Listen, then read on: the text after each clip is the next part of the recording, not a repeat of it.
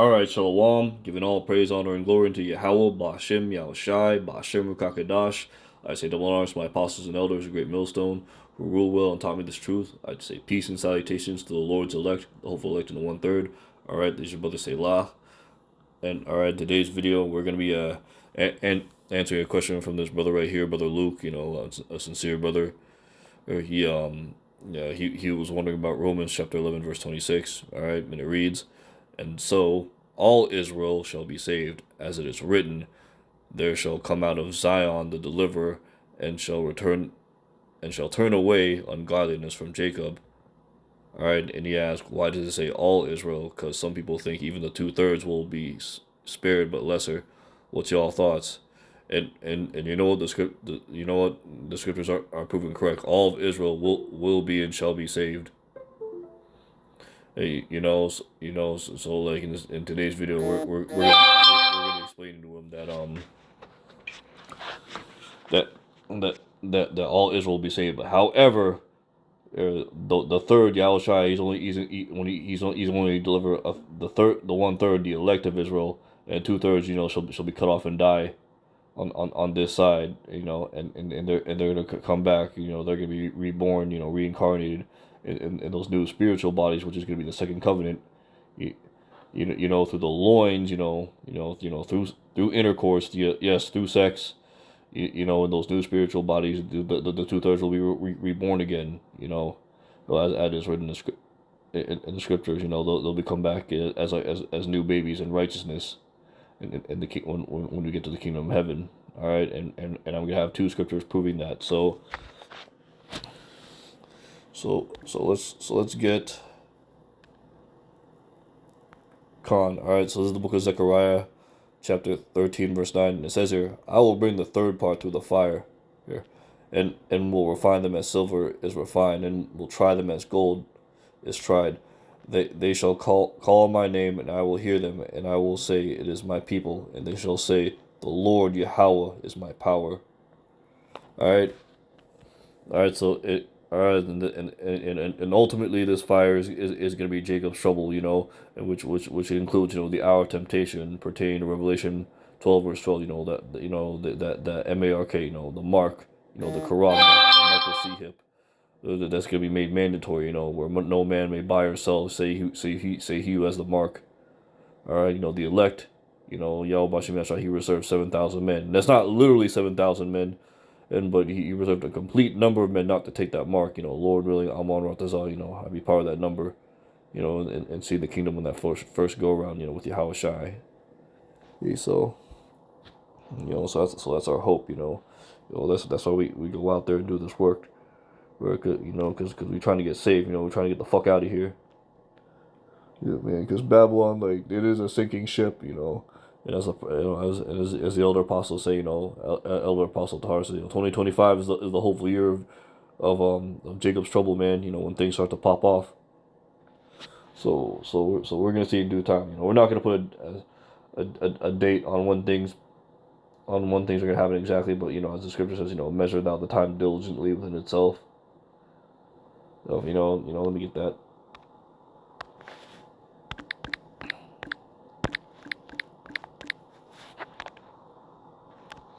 All right, book of 2nd Ezra, chapter 9, verse 1. It says here, he answered them and said, "Measure thou the time diligently in itself, once thou seest part of the science patch which I have told thee before."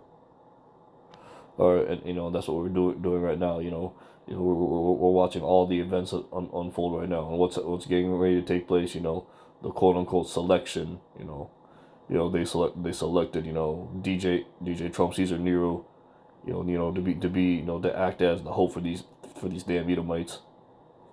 But that's their false hope. As the scripture says, we would have healed her, but she can't be healed. Roughly paraphrasing. Why? Because ultimately this place is going to get destroyed with ICBM thermonuclear missiles. Like Yahweh Bashim Yahshua, he put the minds in Gog and Magog, which is Russia and China, and Russia and China today. He put in the minds of Vladimir Putin, to ultimately nuke and destroy America. Because why? America has dealt treacherously with the other nations.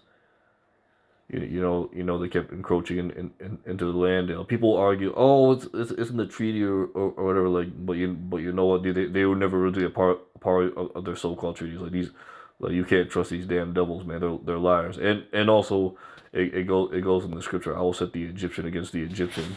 Let's prove that because the scripture says, "Prove all things."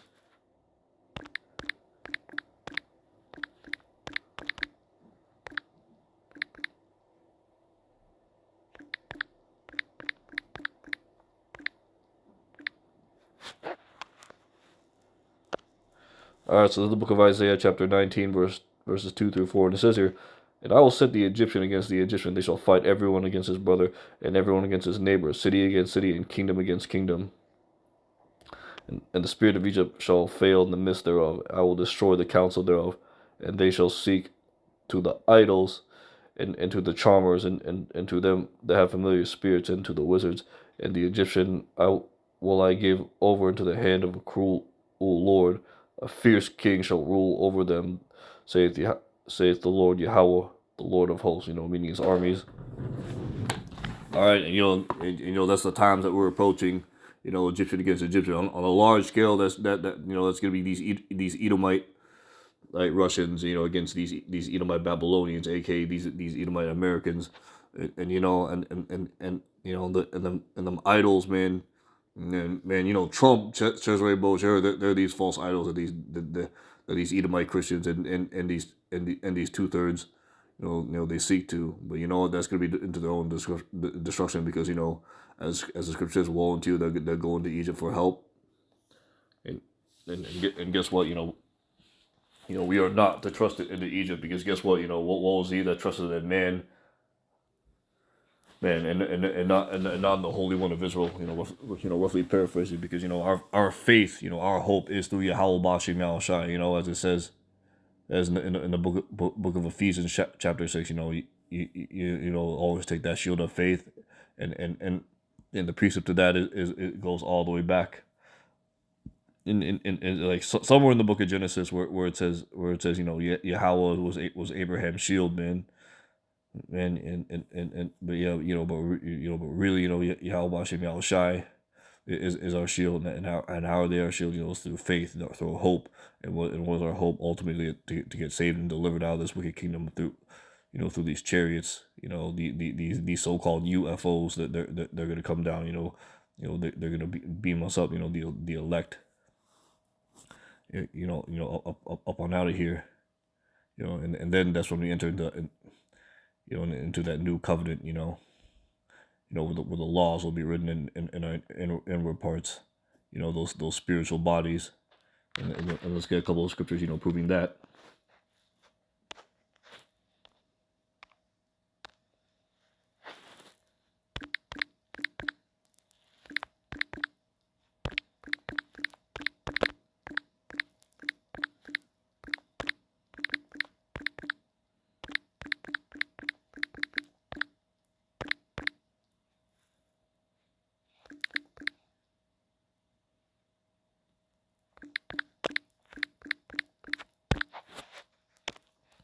All right, so it's the book of Jeremiah, chapter 31, verse 33, and it says here, "But this shall be the covenant I will make with the house of Israel after those days, saith the Lord Yahweh. I'll put my law in their inward parts and write in their hearts, and will be their power, and they shall be my people." Right, and that's going to be the second covenant. Like right now, we are under grace, and again, as I said in the previous video, like this grace, through this grace, we need to have hope that Yahweh Shai is gonna save us, and that's a part of us showing our faith, is having that hope, and how do we show that we have hope? We do this work. We go out there on the highways and hedges. We teach, we edify, the brothers and sisters out there, about Israel, ultimately getting delivered, right? Because going back to what this brother asking about, all of Israel will be saved. Well, yes, all of Israel will be saved. You know what? As Vocab Malone says, Israel won the lottery. He's like, yeah, we did win the lottery, right? All right, because what else did the scripture say? Yahweh doesn't change. Therefore, you sons of Jacob are not consumed. And let's get that.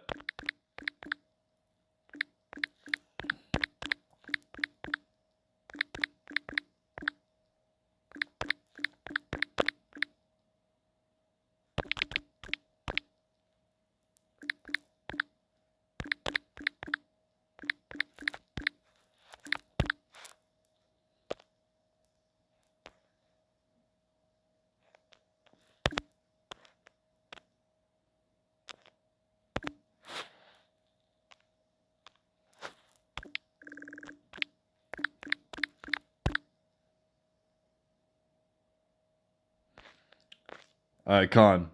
All right, here it is. So this is the book of Malachi, chapter 3, verse 6, and it says here, For I am the Lord Yahweh, I change not, therefore you sons of Jacob are not consumed. Right? So so the ending was already declared from the beginning as it is written, right? Right, like Israel ultimately got the blessing from Abraham to Isaac unto Jacob, in the 12 tribes of Jacob, who is Israel. Like ultimately we are going to be saved. We are going to get the kingdom. But what's going to happen is like only the elect are going to make it on this side. Get those new spiritual bodies and be joint heirs with the Yahushai. As it was as they were predestined. From the foundations of the earth. From the very beginning. They were there with the Yahushai during the creation. You, as it says in the book of Genesis. Yahweh he spoke. He made the first thing he made was the light, and that light was Yahushua, and that light divided. And when you divide that light, that was the elect. That was the 144,000, and the rest of the angels out there. That created the whole earth. That created all the heavens, the earth, and everything that you've seen around her. So Lord willing, we are one of those men that were with Yahushua from the very beginning. You know, and that new covenant is gonna be these new spiritual bodies where we have all the laws written in our inward parts, and it'll never go off. And yes, we're gonna be extraterrestrial, which brings me to the second part, right? All right, so so how are we gonna bring back the 2/3? You say, well, the elect, we're gonna be having sex with our women, right? Right, we are we that's why we're gonna have multiple wives. As is written, 7 women shall take hold of one man, saying we eat our own bread, wear our own apparel, only let us be called by thy name, take away our reproach, pertaining to Isaiah 4:1. And so I'm gonna read this. Isaiah chapter 60, verse 20 says here, a little one shall become 1,000, and a small one a strong nation. I, the Lord Yahweh, will hasten it in his time. So so get yeah, so guess what? Once we get these new spiritual bodies, once we get our strength, our libido back in the kingdom, man, we gonna be popping our woman, bro. Like we gonna have so many kids, man. That's literally gonna that's gonna bring back the nation of Israel. That's gonna bring back the 2/3, man. As written, we'll be as the stars of heaven. That we know we are the sand of the sea. We cannot know you can't number us. That's how we're gonna bring back the 2/3, and they're gonna come back in righteousness in the kingdom. So so they so, yeah so yeah the 2/3, they're gonna be reincarnated, meaning what their spirits are gonna put into those bodies, and again, and I'm gonna cover reincarnation a little bit in this video. It'll be, for you brothers who don't understand. So we're gonna pull a few scriptures on reincarnation, so bear with me, you brothers.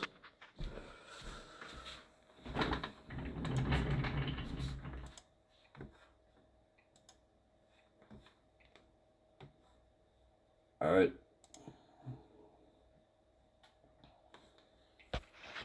So we're gonna jump to the Blue Letter Bible. So let's go to Ecclesiastes 1. Yeah, let's go to Ecclesiastes 1. Alright, so we're going to start off at verse 4. Right? It says here, one generation passeth away, and another generation cometh, but the earth abideth forever. The sun also ariseth, and the sun goeth down, and hath hastened to his place where he arose. The wind goeth towards the south, and turneth about unto the north. It rolleth about continually, and the wind returneth again according to his circuits. And the rivers run into the sea, yet the sea is not is not full unto the place from whence the rivers come. Thither they return again. All all things are full of labor. Men cannot utter it. The eye is not satisfied with seeing, nor the ear filled with hearing. All right, and here's the main point, verse 9. The thing that hath been, it is that which shall be, and that which is done, and is and is that which shall be done, and there is no new thing under the sun. All right, verse 10. Is there anything whereof it may be? See this new hath been already of old time, which was before. Or all right, and here's what drives it home. There is no remembrance of former things, neither shall be any remembrance of things that are to come with those that shall come after, right?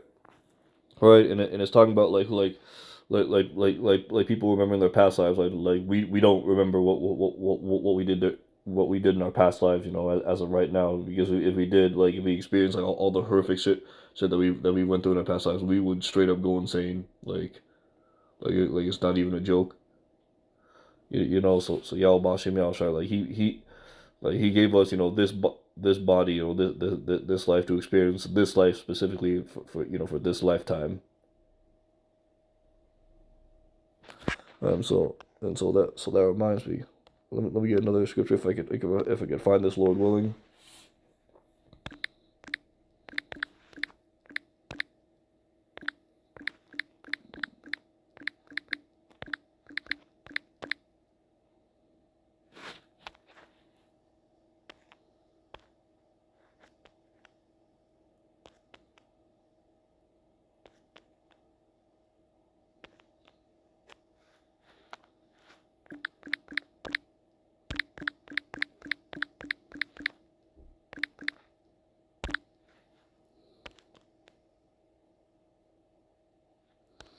All right, so this is the book of Wisdom of Solomon, chapter 2, verse 1. It says here, "For the ungodly said reasoning with themselves, but not aright. Our life is short and tedious, and the death of a man and is no remedy. Neither was there any man known to have returned from the grave."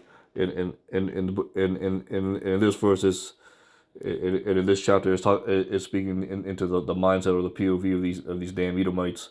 Thinking that, like, they on that YOLO vibe. You only live once. But guess what? That's incorrect. They think that no one has ever returned from the grave. But guess what? Yes, you do. You come back. You come back in the fourth generation, and then face judgment, and we're gonna prove that in the scriptures.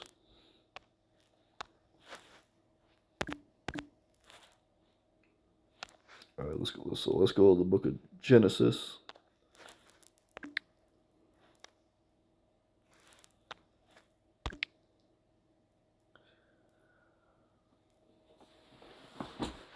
So we'll go to the book of Genesis 15. And we're going to jump to verse 15. And it says here, "And thou shalt go to thy fathers in peace. Thou shalt be buried in a good old age." But meaning what? They're gonna die. They're gonna be in the spirit world. With their forefathers. But in the fourth generation they shall come hither again, for the iniquity of the Amorites is not yet fulfilled. Meaning what? Well, they're gonna be like they're gonna come back on earth. They're gonna be reborn again in the fourth generation. So,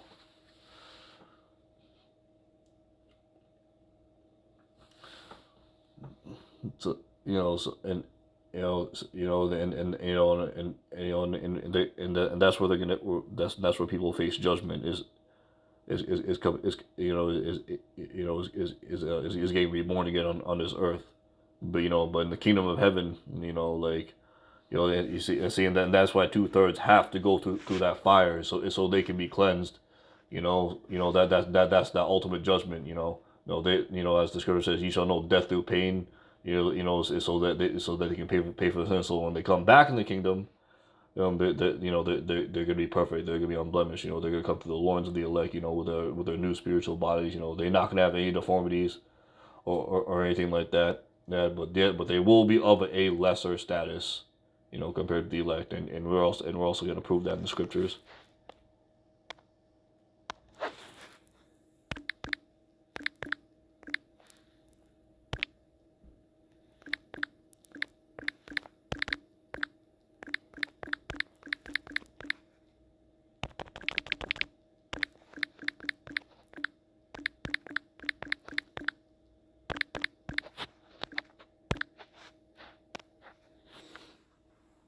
All right. All right. So this is the book of Matthew, chapter 5, verse 19. And it says here, "Whosoever therefore shall break one of these commandments and shall teach men, so he shall be called the least in the kingdom of heaven. But whosoever shall do and teach them, the same shall be called great in the kingdom of heaven." And so that's talking about the 1/3 and the 2/3. The 1/3 being greater and the 2/3 becoming the least. Because they went off. Ultimately, they weren't chosen by Yahweh Bashim Yahushai to make it on that first go round. But guess what? Yahweh Yahweh he did not lie. He kept his promise. All of Israel shall be saved. Why? Because all of Israel will be in rulership in the kingdom. Like everyone's gonna be good. There'll be no more sorrow. No more vexation of spirit. And you know what? Let's end off the video in that in that verse.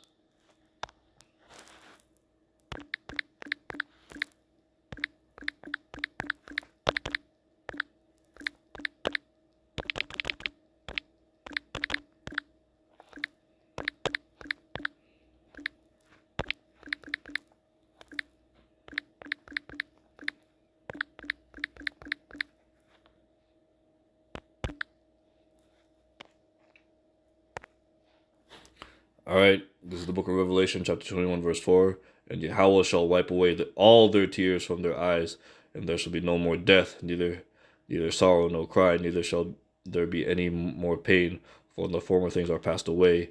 Yeah, that's right, and that's Israel when we into the kingdom. There's gonna be no more strife, no more sorrow. Everyone's gonna be perfect. We're gonna have those new spiritual bodies. We're gonna be fruitful. We're gonna multiply. We're gonna prosper in everything that we do, man.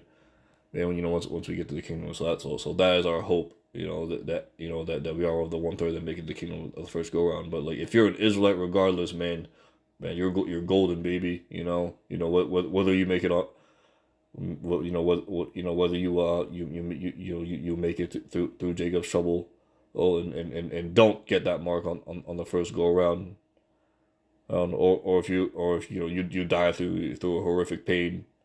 And get reborn in the kingdom on the other side. Like regardless, if you're an Israelite, you're pretty much set. But guess what? We still got to praise Yahweh Bashim Yahweh Shai, because the scripture says, "For in the land of," and you know what?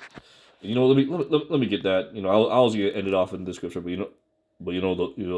about Yahweh Bashim Yahweh Shai? He gave the spirit on me, to bring up more. So it says it. So let's get this. But in the land of but in the land of their captivity.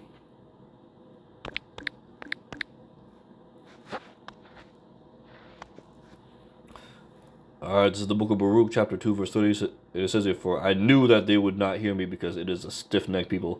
But in the land of their captivity they shall remember themselves."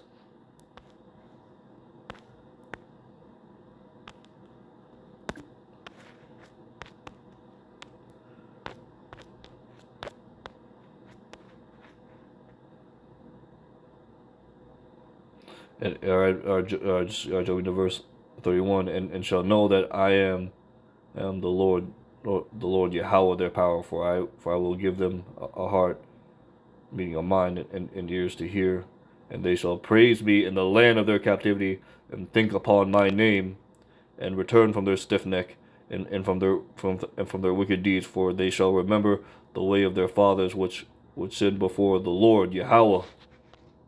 Right, and you know that and that ultimately is the precept to Romans chapter 11 verse 26. All right, so I had to give all praise, honor, and glory to Yahweh, Bashim Yahweh Shai, Bashim Kakadash. I'd say double honors to my apostles, Noah, a great millstone who rule well and taught me this truth. I'd say peace and salutations to the Lord's elect, the hopeful elect in the 1/3. All right, this is your brother Selah, and to you, brother Luke Evans. You know, I hope this video was edifying. Straight to the point. And I hope you've learned something truly. If you have any questions, feel free to hit me up. But again,